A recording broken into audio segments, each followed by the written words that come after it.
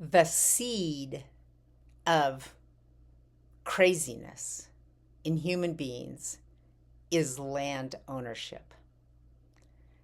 It causes the primal division that we're suffering from, that is causing the destruction of our environment itself. And just kind of, hopefully in a moment of silence, just kind of sit and think about that. What does land ownership do to us? Some of it is just so freaking obvious. Land ownerships means that some people own land and some people don't. Boom, division, right? Power, no power.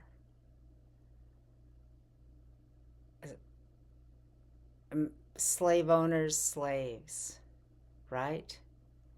So thinking that you can own land and hold on to it as I own this is a huge, it divides us from reality. In order to own land, we have to make it be dead. You can't own a fellow living human being. I mean, study any history of slavery, and you'll find out that the only reason the slave owners are able to own the slaves is because they make them mentally be not quite human, be an other. The only reason we can have wars is because our idea of other.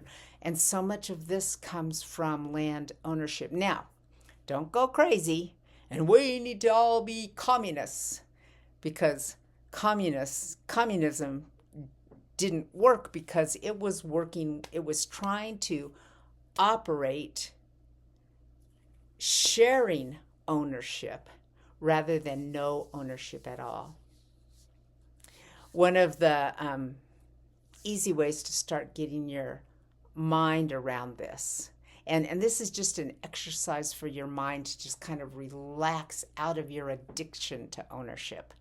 This is not a political or sociological exercise at all. But just imagine, I live here in the United States. What would it take for us to give the land back to the Native Americans? Like, it can't be done. We can't hand a deed over to them, because then we've just turned them into the landowners and us into the not landowners, right? Because the same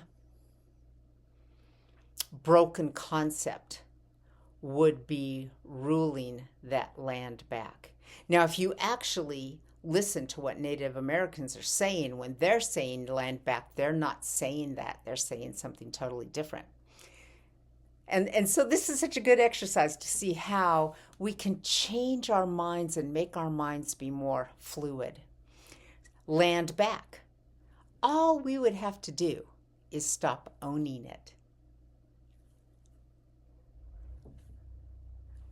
Like, you just kind of go into just kind of nothingness. And of course, everybody's not going to do that. But we're using this as a mind exercise, right?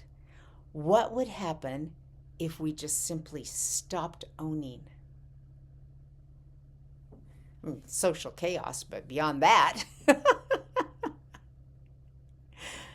And also, so if you listen closely to what Native wisdom teachers are saying, land back, like, we didn't take the land away, it's still here, right? The best way to give land back is to start seeing the land as sentient and start seeing everything on it as sentient. Then all of a sudden we're living in this non-dual state where everything belongs. It's interacting, and it's autonomous, and yet it's totally intertwined and working together, simply because of allowing the land around us to be sentient. It's giving sentience as something not just in me or just in you. Sentience is everywhere. Consciousness is everywhere. And that makes it so much easier for us to dissolve into, well, what they call the bliss of unity. In that place, nothing's alone. And everything is real. We don't have to live in our imaginations anymore because life is everywhere.